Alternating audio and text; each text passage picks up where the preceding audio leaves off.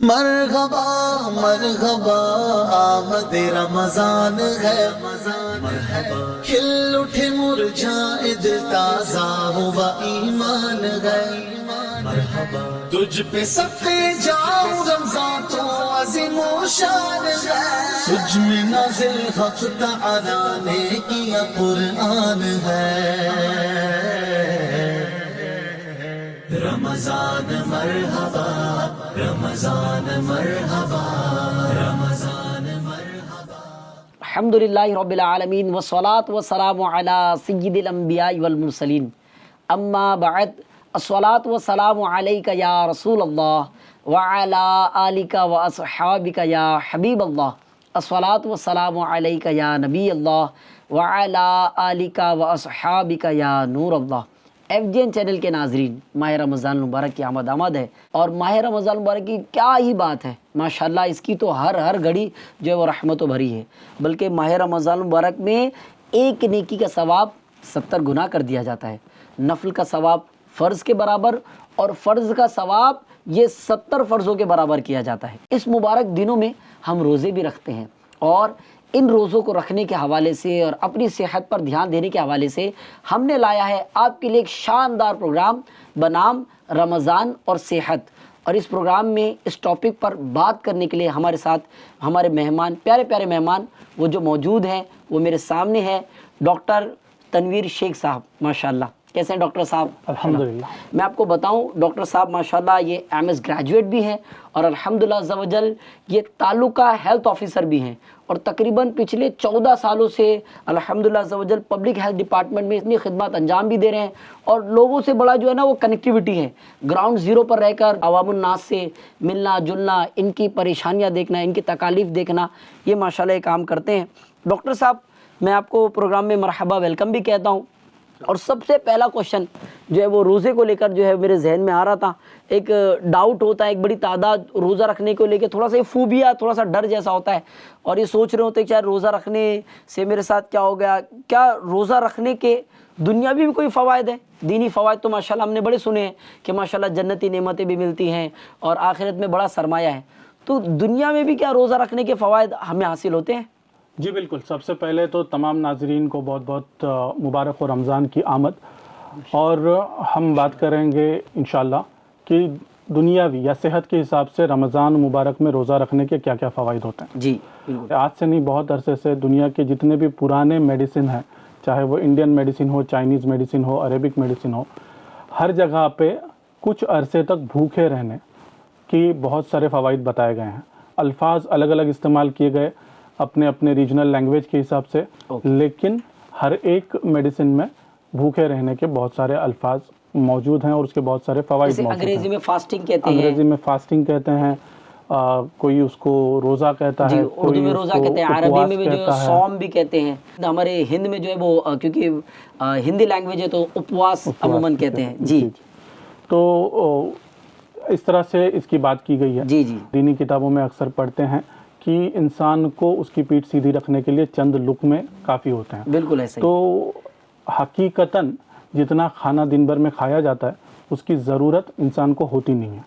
और इंसान के हाजमे को भी ठीक रखने के लिए एक वक्फा, एक आराम की ज़रूरत होती है। बिल्कुल ऐसा ही। तो ऐसे ही पूरे एक साल में एक महीना रमज़ान मुबारक का ऐसा होता है कि जहाँ पर हम लोग हमारे हाजमे को कुछ आराम पहुँचाते हैं और अपने जो डाइजेस्टिव सिस्टम है, अपना जो हाजमा है, उसको ठीक करने की कोशिश करते हैं। बिल्कुल। इस पे काफ़ी रिसर्च भी हुई है। 2016 का नोबेल प्राइज़ इस तरह की रिसर्च पे दिया गया जापानीज साइंटिस्ट को। उन्होंने काम किया था, रिसर्च किया था, जिसको उन्होंने ऑटोफेजी का नाम दिया। ऑटोफेजी, ऑटो और फेजी दो अल्फाज को मिला के ये बनाया। ऑटो का मतलब खुद ब खुद या खुद अपना, अपने आप, इस तरह से, और फेजी का मतलब है खाना। तो साइंटिस्ट ने ये पाया कि जब कोई एक वक्फे के लिए भूखा रहता है, खाना नहीं खाता है, तो उसके अंदर की जो इम्यून सिस्टम है या उसके बॉडी के जो सेल्स हैं वो अपने ही बॉडी के अंदर जो खराब हो चुके सेल हैं या चर्बी है या और कुछ जरासीम है तो उनको खाना शुरू कर देता है। और एक वक्फे तक अगर इंसान भूखा रहता है तो इंसान के अंदर खुद ही उसकी बॉडी, उसके अंदर के सेल्स जो हैं वो बॉडी को क्लींस कर देते हैं, साफ कर देते हैं। तो इस तरह से कई सारी बीमारियों से इंसान की हिफाजत हो जाती है। सुभान अल्लाह। इसी तरह से ये ऑटोफेजी वाला जो सिस्टम है उससे आपके हार्ट यानी कार्डियक हेल्थ में बहुत सारे फ़वाइद होते हैं।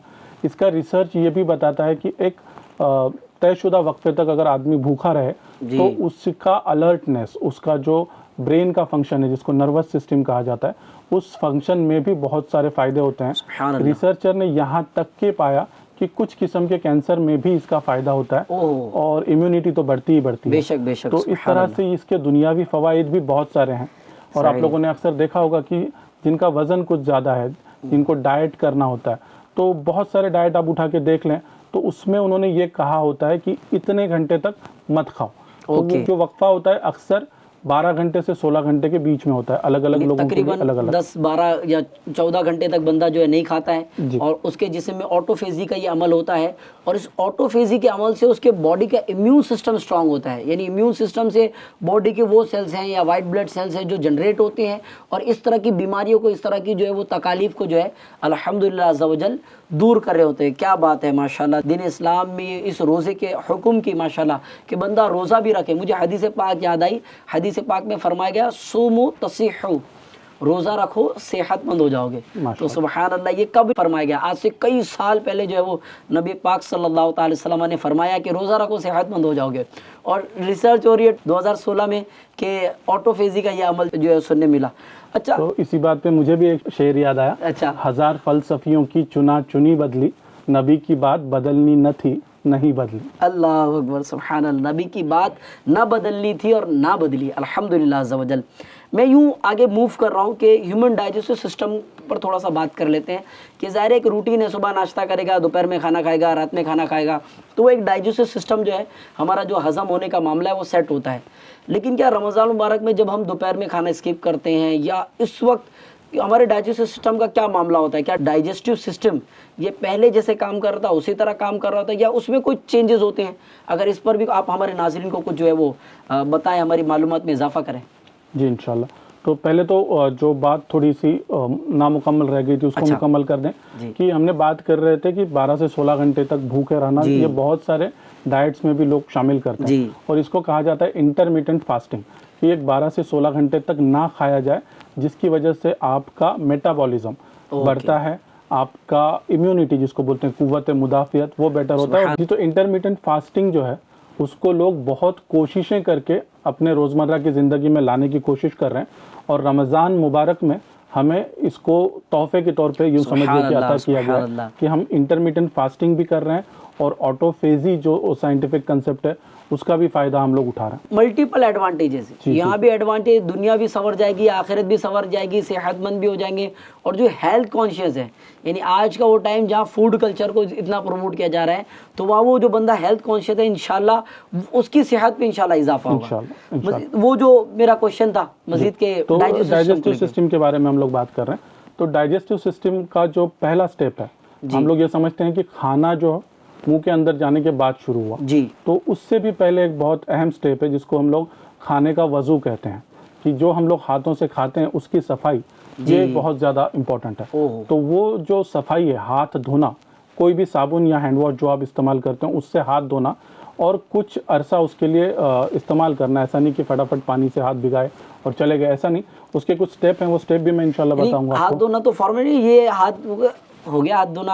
आप क्या बताना चाह रहे हैं, मतलब कितना टाइम लगना चाहिए हाथ धोने में? मैं आपको साइंटिफिक तरीका बताता हूँ, उसके 6 स्टेप हैं, स्टेप को आप इस्तेमाल करें। जैसे पहला स्टेप है ये सीधा, अच्छा। दूसरा स्टेप है ये उल्टा, अच्छा। तीसरा स्टेप है ये मुट्ठी, अच्छा, ओके। चौथा है अंगूठा, अंगूठा, पांचवा है नाखून, ओके। राइट एंड लेफ्ट दोनों, राइट एंड लेफ्ट दोनों, ओके। और आखिरी है कलाई। कलाई, तो यहाँ पे हर एक स्टेप पे आपको 10 सेकंड देना है। तो इस तरह से क्या होता है कि जो दिन भर में जरासीम जमा हुए हैं आपके हाथों पे, तो उसके सेल वॉल जो है वो डिसॉल्व हो जाती है और बहुत सारे जरासीम खत्म हो जाते हैं। बेसिकली वो लोग जो गैरेज में काम करते हैं या हार्ड वर्किंग काम करते हैं, धूल मिट्टी में काम करते हैं, ये शायद सिर्फ उन्हीं लोगों के लिए है या सभी लोग कर सकते हैं? सभी लोगों के लिए है, क्योंकि जरासीम तकरीबन तमाम जगहों पे मौजूद होते हैं। और 2 वक्त पे तो बहुत खास है इस तरह से हाथ धोना, एक तो खाने से पहले और दूसरा जब हम लोग टॉयलेट जाते हैं उसके बाद। तो इस स्टेप को दोनों को अगर हम लोग इस्तेमाल करते हैं तो CDC जो है, सेंटर फॉर डिसीज कंट्रोल, उनकी एक स्टडी है तो उन्होंने स्टडी में ऐसा पाया कि जो लोग इस तरह से हाथ धोते हैं उनको पेट की बीमारियां होने के जो चांसेस हैं वो 30 से 50% के बीच में कम हो जाते हैं। सुभान अल्लाह, माशाअल्लाह। यानी यूँ समझ लीजिए कि तकरीबन आधी पेट की बीमारियां से आप बच सकते हैं अगर आप हाथ ठीक से धोते हैं। बल्कि खाने से पहले वुजू करने वाले के ताल्लुक से फरमाया गया कि उसकी रिज़्क़ हलाल में वुसअत बरकतें होती हैं। तो अगेन दुनिया भी फ़ायदे में है और आखिरत भी फ़ायदे में है माशाल्लाह। डाइजेस्टिव सिस्टम पे बात चल रही है नाजरीन कि डाइजेस्टिव सिस्टम अभी स्टार्ट हुआ है हमारा अल्हम्दुलिल्लाह अज़्ज़ा वजल हाथ धोने से। जी हुज़ूर। और उसके बाद हम लोग लुकमा उठा के मुंह के अंदर डाल दिया।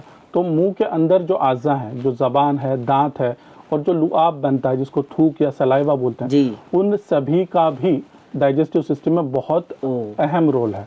जैसा हम पढ़ते हैं अक्सर कि दांतों का काम जो है वो आंतों से नहीं लेना जी चाहिए। ऐसा ही है। तो खाना अच्छी तरह से चबा के, चाहे ज़्यादा वक्त लगे लेकिन बहुत अच्छा चबा के खाएंगे तो उसको डाइजेस्ट करने में, हजम करने 32 में का बहुत काउंट पूरा आसान। करना है या 35 का काउंट पूरा करना है ऐसा कुछ? जी ऐसा तो ज़रूरी नहीं 32 का काउंट, लेकिन अच्छे से चबा के, क्योंकि जी, फूड जी। का जो टेक्सचर है वो अलग अलग होता है। जी। कोई सख्त चीज़ होती है, कोई नरम चीज़ होती है। तो जो ओके। सख्त है उसको ज़्यादा बार चबाना पड़ेगा, जो नरम है उसको उतना ज़्यादा बार नहीं चबाना पड़ेगा। सही, लेकिन सही। अच्छी तरह से चबा के खाना है। माशाअल्लाह। उसके सुभान बाद एसोफेगस जिसको बोलते हैं, एसोफेगस के थ्रू जो है खाना अल्लाह। जाता गीज़ा है। की नाली, फूड पाइप भी जी, जिसे जी, शायद जी, कहते जी। हैं। जी तो उससे वो जाता है मैदा या स्टमक में। जी। तो मैदा या स्टमक जो है वहाँ पे 2 से 4 घंटे के दौरान वो फूड रहता है और वहाँ पे क्या होता है उसको मिक्स किया जाता है। वहाँ पे कुछ और एंजाइम जो हैं हाजमे के लिए फ़ायदेमंद होने वाले केमिकल्स हम लोग बोल सकते हैं जी। अपनी ज़बान में। तो वो जो एंजाइम्स हैं जैसे कि हाइड्रोक्लोरिक एसिड HCl है, पेप्सिन है, वो सब वहाँ पे बनते हैं और वो खाने को अच्छी तरह से मिक्स कर देते हैं। माशाअल्लाह। ये सब जो प्रोसीजर चलती है 2 से 4 घंटे के बीच चलती है। उसके बाद में जो है खाना पहुंच जाता है छोटी आंत में, इंटेस्टाइन में। इंटेस्टाइन में, स्मॉल इंटेस्टाइन जिसको बोलेंगे। जी। और वहाँ उसके भी कुछ हिस्से हैं स्मॉल इंटेस्टाइन के। तो एक सरसरी तौर पे हम लोग स्मॉल तो इंटेस्टाइन, स्मॉल इंटेस्टाइन के भी हिस्से हैं? हर एक अज़ा के हिस्से हैं। अल्लाह मैदे के हिस्से हैं, स्मॉल इंटेस्टाइन के हिस्से हैं, अल्लाह लार्ज पाक इंटेस्टाइन के की हिस्से हैं। कैसी कुदरत, अल्लाह पाक की शान कितनी आरफा वाला कि जिस्म के जो आज़ा है नाजरीन, इन आज़ा की भी अलग अलग हिस्से अल्हम्दुलिल्लाह अज़्ज़ा वजल है और इन आज़ा की वजह से जो बॉडी का निज़ाम जो है वो यानी डाइजेस्टिव सिस्टम ये काम कर रहा है। जी डॉक्टर साहब। तो वहाँ से जो खाना है वो पहुँचता है स्मॉल इंटेस्टाइन में। तो खाने के बाद 3 से 6 घंटे का जो वक्फा है तकरीबन वो स्मॉल इंटेस्टाइन में रहता है। ओके। वहाँ पे बहुत सारा हाजमे का प्रोसीजर पूरा हो जाता है। ओके। उसके बाद वहाँ से जो है वो निकलता है, वो जाता है लार्ज इंटेस्टाइन लार्ज में। इंटेस्टाइन। लार्ज इंटेस्टाइन में बहुत सारे विटामिन, मिनरल्स, खास करके पानी वगैरह, ये सारी चीज़ें जज्ब हो जाती हैं बॉडी के अंदर। ओके। और फिर जो बचा वो बाहर फेंक दिया जाता जी, है। जी, जी। और इस प्रोसीजर को है 10 घंटे से लेके 24 घंटे के बीच तक लग सकता है। यानी अगर आप अभी खाना खा रहे हो तो आपका हाजमा मुकम्मल होने के लिए 10 घंटे से लेके 24 घंटे तक का वक्त अल्लाह लग सकता अकबर। है। यानी अगर इसको यूँ काउंट किया जाए कि सुबह नाश्ता अगर 10 बजे करता है और फिर दोपहर का खाना अगर वो 2 बजे या 2:30 बजे खाता है तो फिर भी अभी भी 10 घंटे हुए नहीं, यानी अभी भी खाना पच ही रहा है। उतने दूर में हमने दूसरा खाना जो है वो जिस्म में दाखिल कर लिया, फिर ये चल ही रहा होता है कि रात का खाना। तो रमज़ान मुबारक का जो रोज़ा है इसमें क्या फिर हमें बेनिफिट मिल जाता है? जो हम लोग सुबह का नाश्ता और दोपहर का खाना इसकी बात कर रहे हैं, खाली उसमें फ़र्क ये है कि वो स्टमक यानी मैदे से निकल के छोटी आंत में जा चुका होगा जब आपने दूसरा खाना जो है खाया। जी।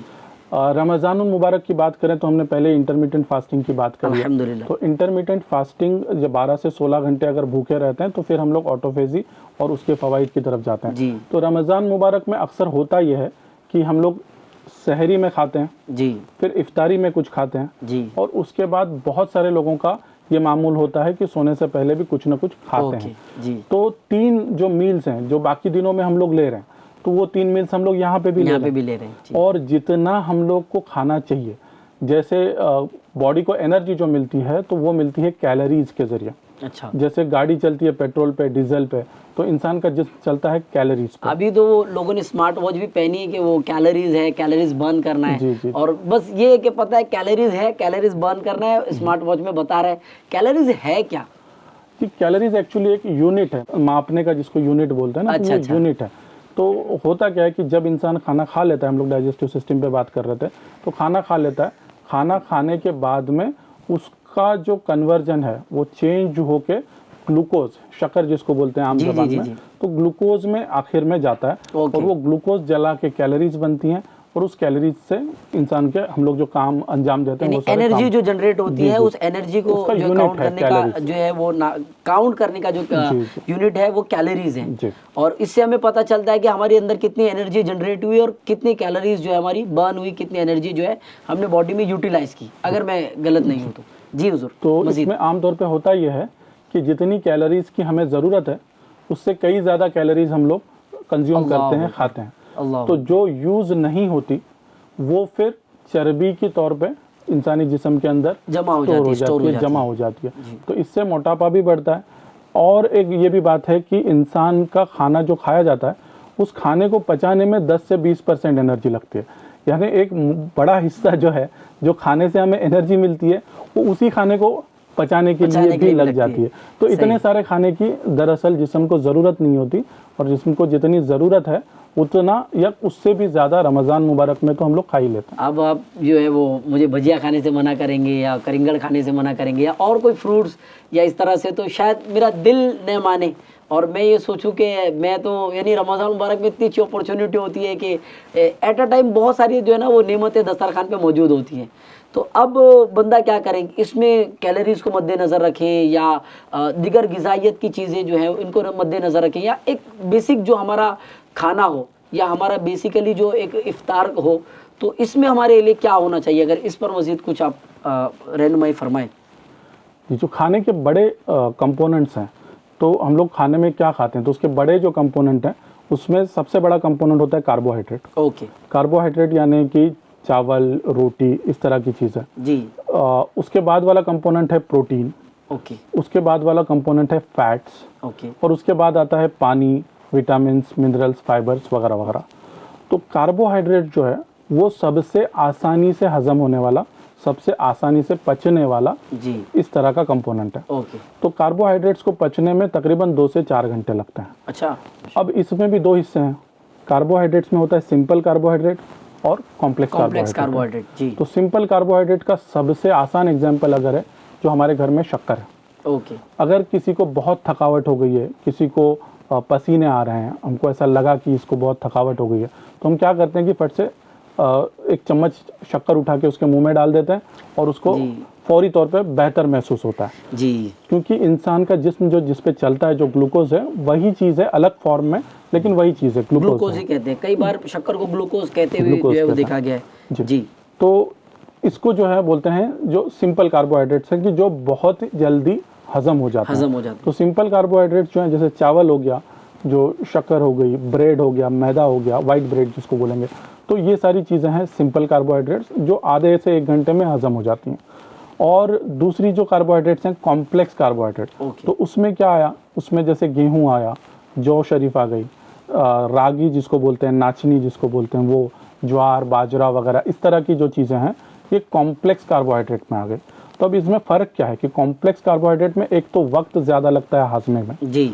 दूसरा इसमें फ़र्क ये है कि सिंपल कार्बोहाइड्रेट्स खाते साथ में जल्दी हजम हो जाते हैं और जल्दी से वो ब्लड के अंदर शुगर बढ़ा देते हैं। तो जब ब्लड के अंदर शुगर बढ़ जाती है तो उतना अरसा आपको एनर्जी महसूस होती है जी। लेकिन जो चीज़ बढ़ेगी वो घटेगी भी जी। तो वो शुगर का स्पाइक जो होता है, जैसी शुगर बढ़ जाती है तो बॉडी के अंदर से इंसुलिन आता है उस शुगर को यूटिलाइज करने के लिए। जी जी। लिवर में होता है शायद इंसुलिन। इंसुलिन पैंक्रियाज से बनता है। पैंक्रियाज में होता है। अच्छा। तो पैंक्रियाज जिसको लबलबा बोलते हैं वहाँ से बनता है। जी। तो इंसुलिन आ जाता है, वो शुगर स्पाइक जैसे होता है तो इंसुलिन स्पाइक भी होता है। अल्हम्दुलिल्लाह। तो ये चीज़ें चलती रहती हैं ऊपर नीचे। तो इसमें होता क्या है कि उस 1 घंटे, 2 घंटे, 3 घंटे में उस सारी एनर्जी की आपको ज़रूरत नहीं होती।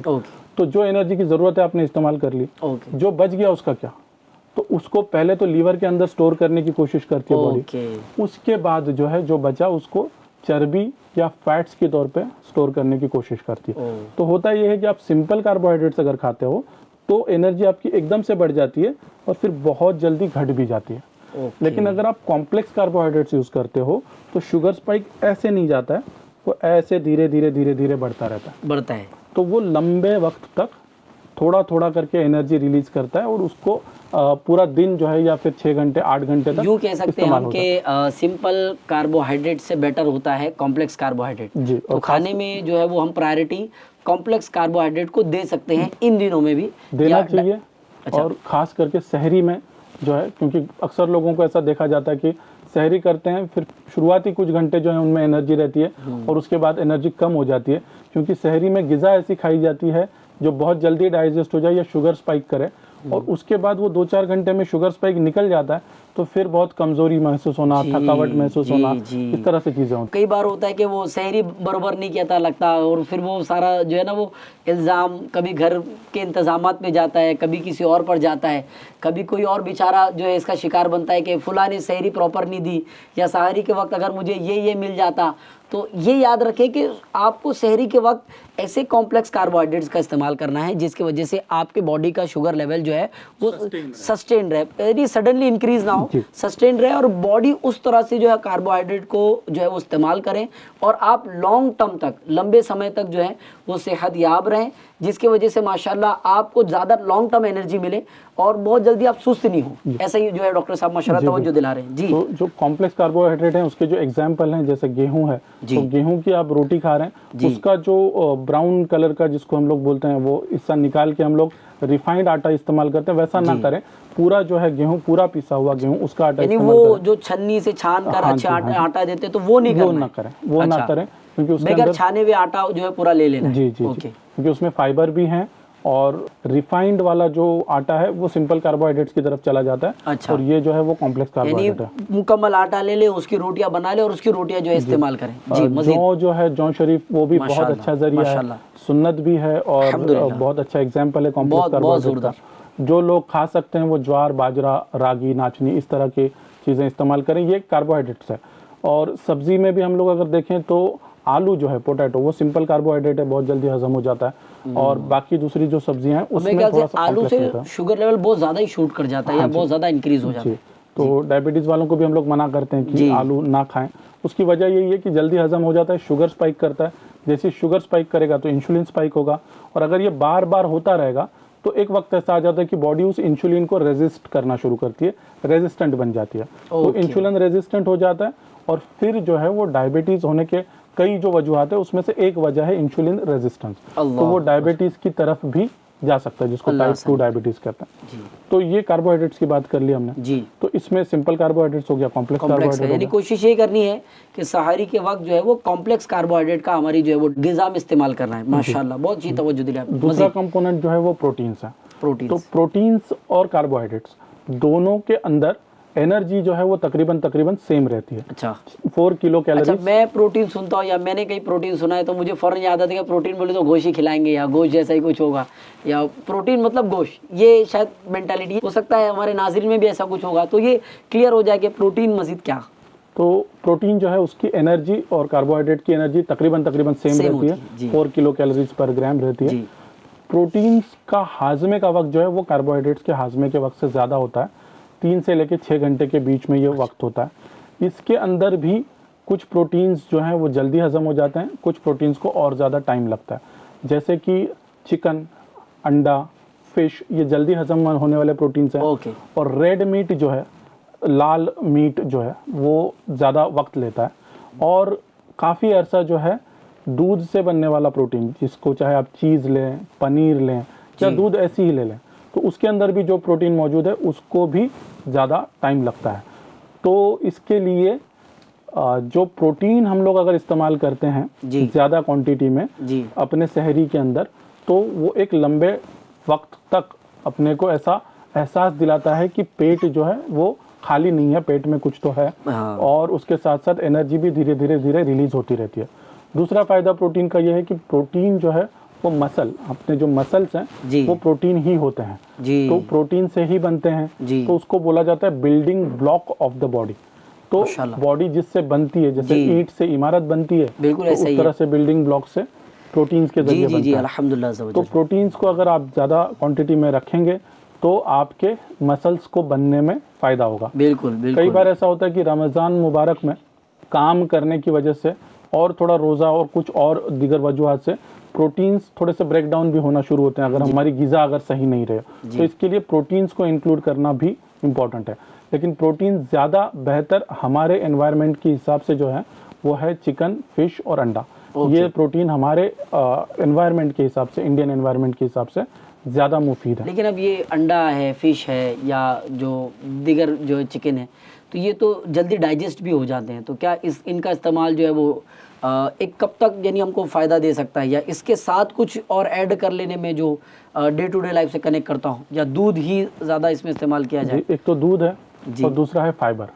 फाइबर जो है वो डाइजेस्ट होने में सबसे ज़्यादा वक्त लेता है, और फाइबर जो है डाइजेशन के बाद जो बाकी बची ख़राब चीज़ें हैं उसको पाखाने के ज़रिए बाहर निकालने के लिए फाइबर की ज़रूरत है। ओके। तो ये फाइबर कहाँ से मिलता है? तो बहुत अच्छी क्वांटिटी में फाइबर मिलता है सब्जियों से। तो माशाल्लाह। सब्जियां जो हैं, चाहे पत्ते वाली सब्जियां हो या फल वाली सब्जियां हो, फल वाली सब्जियां ज़्यादा प्रेफर किए तो अच्छा है, तो वो उसके ज़रिए आपको फाइबर मिलता है। ओके। तो सबसे पहले हमने देखा कि अपने शहरी में रहे कॉम्प्लेक्स कार्बोहाइड्रेट, उसके बाद में प्रोटीन में भी प्रेफरेबल है एग वाइट, चिकन और फिश, उसके साथ में रहे फाइबर, और फिर जो वो आखिरी बड़ा कंपोनेंट है फैट्स यानी ऑयल्स। तो ये जो है इसके अंदर सबसे ज़्यादा एनर्जी रहती है, 9 किलो कैलोरीज पर ग्राम जी। और ये हाजमे में भी सबसे ज़्यादा वक्त लेता है। माशाल्लाह। तो इसका इस्तेमाल जो है वो दरमियानी यानी ज़रूरत के हिसाब से ही करना जी, चाहिए। मैंने हेल्दी फैट्स के बारे में भी सुना है सर, ड्राई फ्रूट्स हैं या इस तरह के जो दीगर तेल वाली अशिया हैं, इनको हेल्दी फैट्स भी कहा जाता है। ड्राई फ्रूट्स बिल्कुल इसमें शामिल है, एवोकाडो वगैरह के ताल्लुक से सुना है। तो क्या आप इस तरह का भी मशवरा देंगे कि कितने यानी ड्राई फ्रूट्स भी खाया जाए, या ड्राई फ्रूट्स में से कितना लिया जाए, या क्या पॉसिबिलिटी हो सकती है? तो ये नट्स जो आपने बताया, ड्राई फ्रूट बताया, ये एक अच्छा ज़रिया है। उसके अलावा एक बहुत अच्छा जो अहादीस में भी जिसका जिक्र आया है, जैतून का तेल। सुभान तो अल्लाह, जैतून का तेल भी एक बहुत अच्छा ज़रिया है, वो भी एक बैलेंस डाइट में आप शामिल कर सकते हो। कुछ लोग घी पसंद करते हैं, तो घी भी अच्छा ज़रिया है फैट का, लेकिन उसकी मिकदार जो है वो कंट्रोल रहनी चाहिए। और दूसरा जो है घी बाज़ार में जो मिलता है उससे बेहतर वो घी है कि जो दही से छाछ, छाछ से मक्खन और मक्खन से घी, इस प्रोसेस अमूमन के घर थ्रू में भी जो ऐसा होता है कि वो दूध के अंदर थोड़ी सी दही डाल देते हैं और उसको फ्रीज कर देते हैं, और सुबह जो है वो उसकी भी दही बन जाती है। तो इस तरह की भी ट्रिक्स जो है वो की जाए, या आप क्या फरमाते हैं इसके ताल्लुक से? तो दो तरह से घी बनाया जाता है। एक तो मलाई निकाल के मलाई को सीधा गर्म करें तो घी बन जाता है जी। और दूसरा मैं जो प्रोसीजर बताया कि दूध से दही, दही से छाछ, छाछ से मक्खन और मक्खन से घी। तो ये पूरे प्रोसीजर के थ्रू जो जाता है, हालांकि अगर आप उसका कंपोजिशन देखेंगे तो वो सेम ही रहेगा। जी जी। लेकिन जो क्लासिकल मेडिसिन है, जो सारे पुराने मेडिसिन के साइंस हैं, तो वो सारे ये बताते हैं कि इस तरह का घी जो प्रोसीजर के थ्रू जाए वो आपके पेट के लिए, हाजमे के लिए ठीक रहता है। तो ये इम्पोर्टेंट कॉन्स्टिट्यूएंट हो गए। एक तो हो गया कार्बोहाइड्रेट्स, उसके बाद में हो गया प्रोटीन, उसके बाद में हो गया फैट्स। तो इस तरह से हमको डिस्ट्रीब्यूशन इसका करना चाहिए, और एक दरमियानी जो डिस्ट्रीब्यूशन रहेगा वो रहेगा कि 40% आपका कार्बोहाइड्रेट रहे, वो भी कॉम्प्लेक्स कार्बोहाइड्रेट, 40% आपका प्रोटीन रहे, और 20% के हिसाब से जो है वो फाइबर ले सकते हैं, फैट्स ले सकते हैं। जी, मिसाल के तौर पे, क्योंकि हर एक का जिस्म अलग होता है, बॉडी कंपोजिशन अलग अलग होती है, तो इसमें हर एक के हिसाब से थोड़ी बहुत तब्दीली हो सकती है। यानी चाहे वो थोड़ा सा जोरदार जिस्म वाला हो या बेचारा दुबला पतला हो, हर कोई जो है इस तरह की डाइट को जो है अल्हम्दुलिल्लाह अज़्ज़ा वजल फॉलो कर सकता है। और ये डाइट प्लान के हिसाब से इंशाल्लाह वो रोज़े में इंशाल्लाह ताकत और तवानाई भी महसूस करेगा, एक अच्छी एनर्जी भी महसूस करेगा, और उम्मीद है कि इंशाल्लाह पूरा दिन जो है वो उसे रोज़े में जो फील होता है कि कमज़ोरी सी महसूस हो रही है, कभी जो फील हो रहा है कि मैं शायद रोज़ा मुकम्मल नहीं कर पाऊँगा, कभी जो है वो आधा ही दिन गुजरा होता है और बिल्कुल बंदा जो हिम्मत हार सा गया होता है कि अब रोज़ा कैसे मुकम्मल करूँ। तो इंशाल्लाह इस तरह की खूबिया से, इस तरह की परेशानियों से, इस तरह की तकालीफ से, इन तमाम टिप्स को अगर आप फॉलो करेंगे तो इंशाल्लाह आफियत होगी, और आपकी सेहत में भी अल्लाह पाक ने चाहा तो बरकत होगी। वैसे तो ज़ाहिर है कि हमने जो है वो रोज़ा भी रखना है, अच्छी तरह से इबादत भी करना है, रोज़ा रख कर तवानाई भी होनी चाहिए, क्योंकि रोज़े के दौरान भी जो है वो 3 वक्त की नमाज़ें जो है वो होती है। तो अब ज़ाहिर है ये 40-40-20 वाला कॉन्सेप्ट, इसमें मज़ीद कुछ आप अगर ऐड ऑन करें कि यार सुस्ती भी महसूस हो रही है, कि थोड़ी सी वो चुस्ती भी रहे और बंदा इबादतों में भी लगा रहे, और फिर किस तरह से पूरे रूटीन को आगे गो थ्रू करें। जी डॉक्टर साहब। जी, तो ये 40-40-20 वाला कंसेप्ट है, ये एक दरमियानी डाइट है, और ये तकरीबन तमाम लोगों के लिए चलता है, लेकिन चूंकि हर एक की बॉडी कंसेप्ट अलग अलग है, तो हो सकता है कि उसको इंडिविजुअली थोड़ी अलग ज़रूरत पड़े। तो ये 40-40-20 किस चीज़ का, इस पर थोड़ी बात करेंगे। इंसान को जो हमने पहले बात की कि बॉडी को चलाने के लिए जो एनर्जी की ज़रूरत है वो कैलोरीज में हम लोग काउंट करते हैं, और कैलोरीज जो हैं वो एक इंसान जो दरमियानी काम करता है, यानी ऐसा भी नहीं कि पूरा दिन भर बैठा है या सोया है और ऐसा भी नहीं कि बहुत मजदूरी या मशक्क़त वाला काम करता है।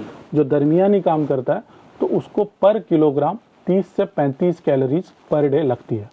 तो अगर कोई 60 किलो का इंसान है जी तो वो 60 किलो का इंसान इंटू 30 अगर आप करेंगे करीबन 1800 कैलोरीज हो गई, तो वो तकरीबन उसकी एक दिन की ज़रूरत है अगर उसको उसी वेट पे रहना है, वजन कम भी ईच नहीं डे के लिए उसको तकरीबन 30 से 35 कैलोरीज पर किलोग्राम पर डे। किलोग्राम चाहिए। ओके तो ठीक। ये तकरीबन क्वांटिटी रहती है। जी तो बेहतर। आपका जो भी वजन है उससे आप इसको इंटू 30 कर दें तो ये आपकी ज़रूरत हो गई उस दिन के लिए। जी तो अब वो जो ज़रूरत है उसको आपको 2 या 3 हिस्सों में बांटना है, क्योंकि आप सहरी भी करोगे, इफ्तार में भी खाओगे और रात का खाना भी खाओगे।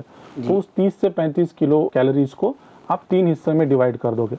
वो डिवाइड करने के बाद में सहरी वाला जो हिस्सा आया तो उसको आप क्या करोगे, अगर आपने 1800 किलो कैलोरीज काउंट करे हैं तो उस कैलोरीज को आपने 3 हिस्से में बांट दिया। तो 3 हिस्से में बांटने से कितना हो गया, तकरीबन 600 कैलोरीज हो गया। वो एक वक्त का हो गया 600 इस तरह से ये तकरीबन 600 कैलोरीज हो गया। तो उस 600 कैलोरीज में से 40% कैलोरीज आप कोशिश करें कि कॉम्प्लेक्स कार्बोहाइड्रेट से आए, 40% कैलोरीज आप कोशिश करें कि प्रोटीन से आ जाए, और 20% कैलोरीज जो है फैट्स के जरिए से आ जाएगा। ठीक है। और ये मोटा माटी हिसाब है, आप इसको ट्विस्ट भी कर सकते हो, कोई 50-40-10 भी कर सकता है, कोई 60-40-10 इस तरह से भी कर सकता है। तो ये डिपेंड करेगा आपकी बॉडी टाइप पे, लेकिन एक एवरेज तौर पे इस तरह से किया जाता है। अगर वो कंफर्ट के अपने हिसाब से यूँ कर लें कि अगर वो कॉम्प्लेक्स की जगह जो है वो सिंपल जो है वो अगर कार्बोहाइड्रेट ले लें, लेकिन प्रोटीन में कॉम्प्रोमाइज़ नहीं करें और प्रोटीन को थोड़ा सा बढ़ा लें, प्रोटीन 50% कर लें और 30% अगर ये कर लें, और मज़ीद जो हमारा वो फाइबर वाला पार्ट था वो उसको ऐसा कंटिन्यू रखें, तो क्या इससे कोई फ़र्क पड़ेगा या ये भी जो है उसके लिए सूटेबल होगा? नहीं, देखो अलग अलग किस्म के डाइट हैं। एक डाइट आता है कि जिसमें आप प्रोटीन को बहुत ज़्यादा इंपॉर्टेंस देते हो, कार्बोहाइड्रेट्स बहुत कम कर लेते हो, तो ये भी एक किस्म का डाइट है। एक कीटो डाइट आता है जिसमें आप फैट्स को बहुत ज़्यादा इंपॉर्टेंट देते हो, उसके बाद में प्रोटीन्स को देते हो और कार्बोहाइड्रेट्स को ना के बराबर कर देते हो, तो ये भी डाइट है। तो अलग अलग किस्म के डाइट हैं, आप जिस तरह का डाइट कर सकते हो, आप बॉडी आपकी जिसको सूट कर रही है उसको आपको आपके न्यूट्रिशनिस्ट या डॉक्टर से बात करके करना चाहिए। हमने जो मिसाल दी है वो एक दरमियानी जनरल बात की हमने। जनरल बात करने का रीज़न ये था कि हो सकता है कि आपका कोई ना कोई फैमिली डॉक्टर होगा जो आपको किसी न किसी टॉपिक पे कंसर्न करता होगा, आप उससे बात करते होंगे, कभी किसी तकलीफ में होते हो तो उनसे डिस्कस करते होंगे। तो अभी हमने ये फार्मूला दिया है 40-40-20 वाला, आप इसको जो है अपने मुताल्लिका डॉक्टर से मशवरा भी कर लें, उससे समझ भी लें। अगर आप इन जनरल दरमियानी कद वाले हैं और दरमियानी तौर पर जो है वर्क करने वाले हैं तो इंशाल्लाह ये फार्मूला तो आपके लिए सूटेबल है। फिर भी डॉक्टर से मुशावरत कर लेने से, डॉक्टर से कंसर्न कर लेने से इंशाल्लाह आपको इसके ज़्यादा जो है वो बेनिफिट मिलेंगे। और अब इसकी ये हमने दरमियानी बात करी कैलोरीज की, तो अब जो लोग हैं कि जो बहुत ज़्यादा मेहनत मशक्क़त मजदूरी वाला काम करते हैं उनको तकरीबन 5 से 10 कैलोरीज पर किलोग्राम इसमें ज़्यादा लगेगी, यानी 35 से 40 किलो कैलोरी पर किलोग्राम पर डे उनको लगेंगी। और अगर कोई एकदम आराम वाला काम है या फिर बहुत मेहनत नहीं करनी है, सोने बैठने वाला काम है, तो उसको 25 से 30 कैलोरीज के बीच में उसकी होता है। अमूमन के ऑफिस में भी जो है वो रियायत होती है और 1 घंटा सवा घंटा जो है वो आराम के लिए भी वक्फा दिया जाता है। ज़ाहिर है उस वक्त तो उसको खाना होता ही नहीं, तो कुछ रियायतें भी होती है कि ऐसे ऑफिस में भी होती है। बल्कि हमारे प्यारे मुल्क हिंदुस्तान में तो मैंने जो देखा, हमारे दोस्तों से भी फीडबैक मिले कि कई ऑफिस में माशाल्लाह स्पेशल रियायत होती है कि भाई आप रोज़े से हैं, आप कुछ देर इस वक्त आराम कर लीजिएगा, फिर आप अपने काम को जो है वो कंटिन्यू कर लीजिएगा। अल्हम्दुलिल्लाह अज़्ज़ा वजल। तो यूँ भी जो है वो कुछ आराम करने की वजह से भी जो है वो हमारा जो वो वक्फा होता है जो आराम का, तो इसमें जो ज़ाहिर कैलोरीज तो नहीं हो रही होंगी, तो वो कैलोरीज कहीं ना कहीं स्टोर हो रही होगी। इस तरह से जो है वो कैलोरीज को मेंटेन किया जा सकता है, कैलोरीज को एडजस्ट किया जा सकता है और यूँ भी अपने डाइट को जो है वो प्रॉपर अंदाज से जो है वो लिया जा सकता है, जैसा कि माशाल्लाह आपने फरमाया। अब एक शख्स है जो कि बिल्कुल जो है वो सहरी को प्रायोरिटी नहीं देता, या सहरी को यूँ समझता है कि मिल गया तो पानी ही पी लूँगा, या सिर्फ चाय में जो है वो कनाअत कर लूँगा, सिर्फ चाय से काम चल जाएगा, चाय मतलब मोर देन इनफ हो जाती है। तो अब ऐसे शख्स को आप क्या फरमाएंगे कि चाय ही पी लें, या बिल्कुल वो आदत होती है कि वो 10 मिनट बाकी रहेगा तो उठा देना, 5 मिनट बाकी होगा तो उठा देना, उस वक्त जो है वो मेरी चाय रेडी रखना, मैं उठूँगा चाय पीऊँगा, मेरी हो गई सहरी। इस पर आप क्या फरमाते डॉक्टर साहब? जी, सहरी में तो बरकतें हैं और सहरी में हमने किताबों में पढ़ा है कि सहरी का फ़ायदा ज़रूर उठाना चाहिए, आज इसमें भी आता है, तो इस तरह से सहरी ज़रूर करनी चाहिए जी। कुछ लोग मैं भी जानता हूँ कि जो सहरी में खा नहीं पाते, खाना पसंद नहीं करते या हज़म नहीं होता उनको रात का खाना, इस वजह से नहीं करते। तो ऐसे कुछ लोग हैं, कुछ बॉडी टाइप्स हैं जिसके लिए ये सूटेबल है। कि जो इफ्तार से लेके अगले 4 घंटे तक खा के उसके बाद 20 घंटे तक वो लोग नहीं खाते हैं, लेकिन ये बहुत कम लोगों के लिए सूटेबल होगा। ज़्यादातर लोगों के लिए सहरी करना ही बेहतर है, उसको ना छोड़ें। जहाँ तक कि चाय या कॉफ़ी का सवाल है, तो चाय या कॉफ़ी में कैफ़ीन नाम की जो चीज़ है वो ज़्यादा होती है। कैफ़ीन जो है वो 2 चीज़ें करता है, एक तो आपको उस वक्ती तौर के लिए एनर्जाइज करता है, तो उससे 2 दिक्कतें होंगी कि अगर आपको सहरी करके फजर पढ़ के सोने की आदत है तो वो चाय या कॉफ़ी आपको वहाँ पे डिस्टर्बेंस करेगी, नींद जल्दी नहीं आएगी। दूसरा जो कैफ़ीन है वो एक डायूरेटिक है। डायूरेटिक यानी पेशाब को बढ़ाने वाली चीज़ है। तो अगर आप चाय या कॉफ़ी ज़्यादा पियोगे तो ज़्यादा पानी पेशाब के ज़रिए बाहर जाएगा और आपको प्यास ज़्यादा लगेगी ऐसे, और डिहाइड्रेशन होने के चांसेस ज़्यादा हैं। तो कोशिश करें कि जो कैफ़ीन है वो रोज़े में चाहे सहरी हो चाहे इफ्तार हो कम करें। और अच्छा, कैफ़ीन कम करने से कुछ लोगों को आदत बन जाती है कैफ़ीन की कि चाय नहीं पियो तो सर दर्द होने लगता है। तो ऐसे लोगों के लिए बेहतर ये रहेगा कि रमज़ान से कुछ अरसा पहले धीरे धीरे करके कैफ़ीन कम करें। जैसे कोई अगर दिन में 3 बार चाय पी रहा था तो 2 बार कर ले, 1 बार कर ले, इस तरह से धीरे धीरे करके कम कर ले, ताकि वो जो आदत पड़ गई है वहाँ पे भी नुकसान नहीं होगा। लेकिन कैफ़ीन जो है चाय में हो या कॉफ़ी में हो, सिर्फ वो ही लेना सहरी के लिए, ये इस तरह का नुकसान कर सकता है। हमारे यहाँ जो है वो एक ट्रेंड चला है बिल्कुल बॉम्बे में कि चाय में तो चाहत है, चाय कैसे स्किप कर दें। चाय मतलब एवरीथिंग, इट इज़ एवरीथिंग। मतलब आपने अगर यानी पूरा खाना खिलाया और चाय मिस हो गई तो फिर वो सारा जो पहले था वो शायद मकरूह हो गया या उसकी जो इम्पोर्टेंस थोड़ी कम हो गई।